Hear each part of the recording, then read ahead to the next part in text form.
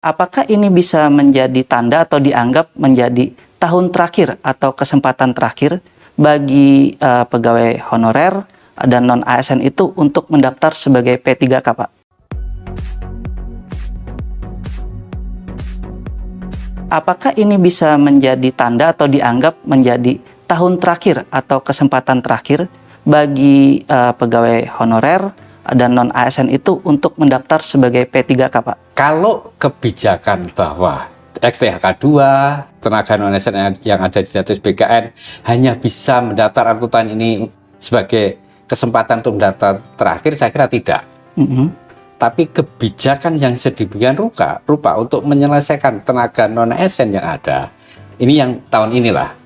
Kalau tidak semuanya terserap, kan begini, ke depan prioritas itu P3K. Ke depan tahun depannya, tahun-tahun seterusnya itu kemungkinan besar antara CPNS dan P3K akan lebih ke P3K.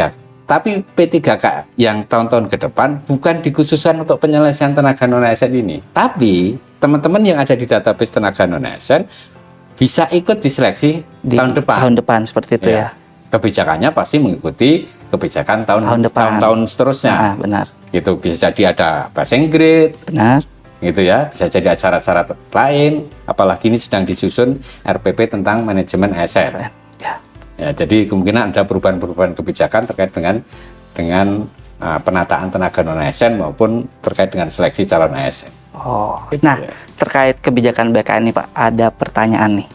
Sebenarnya dalam proses seleksi P3K ini yang berwenang, Pak, mengangkat para pelamar ini meloloskan sampai jadi P3K itu siapa, Pak? Dan apa sih tupoksi atau wewenang BKN dalam seleksi P3K ini, Pak? Oke. Silakan. Yang berwenang meloloskan, gimana ya saya menjawabnya? Yang berwenang meloloskan atau bisa membuat seorang pelamar lulus dan diangkat jadi P3K sebetulnya aturan. Aturan, bukan siapa-siapa, bukan. Aturannya ini. Kita firm dengan aturan itu, lolos. BKN hanya memfasilitasi untuk tesnya. Instansi hanya memang punya kewenangan untuk mengangkat. Tapi tidak sembarang mengangkat kan, harus sesuai dengan aturan tadi. Iya. Jadi yang paling utama yang bisa meloloskan seorang untuk diangkat menjadi P3K ya yang bersangkutan sendiri. Dengan usahanya gitu ya, Pak. Dan mengikuti aturan yang sudah ada seperti itu. Pengadaan P3K tahun 2024 khusus untuk tenaga non-ASN. Fakta atau opini? Opini. Kenapa, Pak?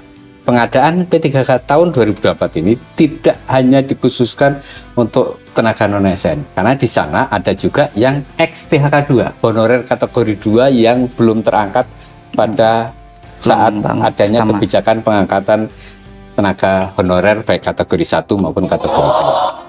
Seleksi P3K 2024 dianggap hanya formalitas. Para pelamar otomatis diangkat menjadi P3K. Fakta atau opini? Opini lagi. Kenapa, Pak? Karena begini, yang pertama dan utama adalah tersedianya formasi jabatan. Sesuai dengan kualifikasi pendidikan. Sekarang tersedia 1,01. Dari sisi tenaga non-ASN yang ada di database itu 1,3 kalau tidak salah. Itu saja sudah terlihat. Kalau yang 1,3 semua mendaftar, pasti ada yang tertinggal. Belum yang THK 2. Belum yang tenaga non-ASN non-database. Di samping tenaga THK 2 ada juga tenaga non-ASN non-database. Jadi tidak hanya untuk khusus yang tenaga non-ASN yang ada di database untuk P3 tahun ini. Jadi syarat untuk yang pertanyaan kedua saya lanjutkan. Syarat pertama adalah tersedia informasi atau kebutuhannya. Ya, sesuai dengan jabatan, sesuai dengan kualifikasi pendidikan. Dan itu untuk masing-masing instansi, bahkan masing-masing lokasi. Ya, misalnya guru di SD ini, kelas ini walaupun bisa optimalisasi. Ada memang yang mengelompokkan, instansi ada yang mengelompokkan, tapi secara umum detail formasinya. Dan tidak semua instansi mengalokasikan sesuai dengan kondisi baik XTHK 2, tenaga non-ASN masuk database, maupun tenaga non-ASN yang tidak masuk database. Tidak semua menyiapkan formasi sesuai dengan kondisi nyata. Contoh, di Kementerian Sosial ini sekarang mungkin masih ada sekitar 40.000 yang tidak masuk database. Formasi yang disediakan di samping yang masuk database itu ada beberapa ribu, mungkin masih ada ribuan. Sorry kalau saya ralat, saya tidak tahu angka pastinya, tapi ribuan pasti yang belum masuk database. belum masuk database. Oke. Formasi yang disediakan tidak sampai segitu. Kalau mereka semua mendaftar, berarti tidak ada yang tidak terangkat kan? Benar, benar. Berarti seleksinya bukan formalitas kan?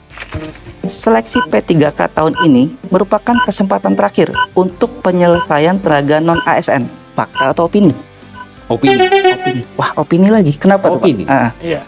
Kebijakan pemerintah memang akan diselesaikan terakhir Desember 2024. Itu di kesepakatan pemerintah dan DPR. Ya. Dan pemerintah dalam ini eksekutif, presiden, menteri dan kita ini sudah membuat kebijakan untuk menyelesaikan di tahun 2024 ini. Tapi penyelesaian itu ini juga nyambung ke kuis yang kedua. Saling terkait berarti ya, Pak? Menyambung kedua kan. Bisa selesai tahun ini kalau datanya minimal THK2 dan tenaga non-ASN yang masuk database itu semua instansi mengakomodir dari sisi formasinya untuk itu. Paling tidak selesai di situ.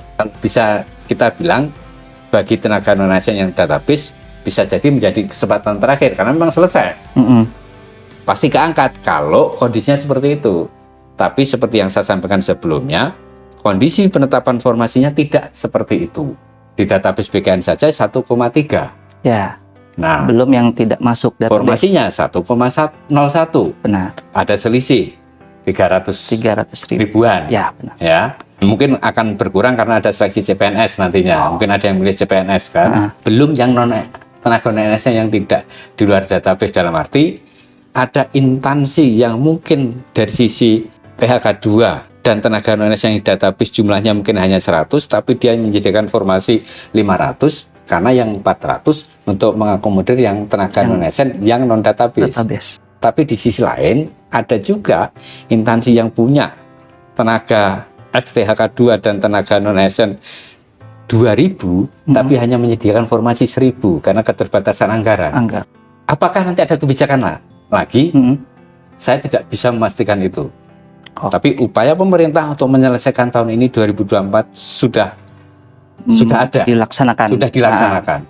Hanya memang ada keterbatasan.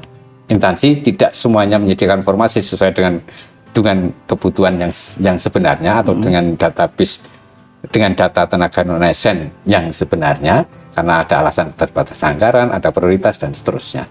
Apakah tahun depan ada kebijakan untuk penyelesaian lagi? Kita lihat aja nanti. Belum tahu. Benar sekali, Pak Deputi. Terima kasih. Bagi Sobat BKN yang mau mendaftar seleksi P3K 2024, jangan lupa untuk membaca surat keputusan Menpan RB tentang mekanisme seleksi P3K 2024 terlebih dahulu untuk mengetahui lebih jelas tentang syarat dan ketentuannya.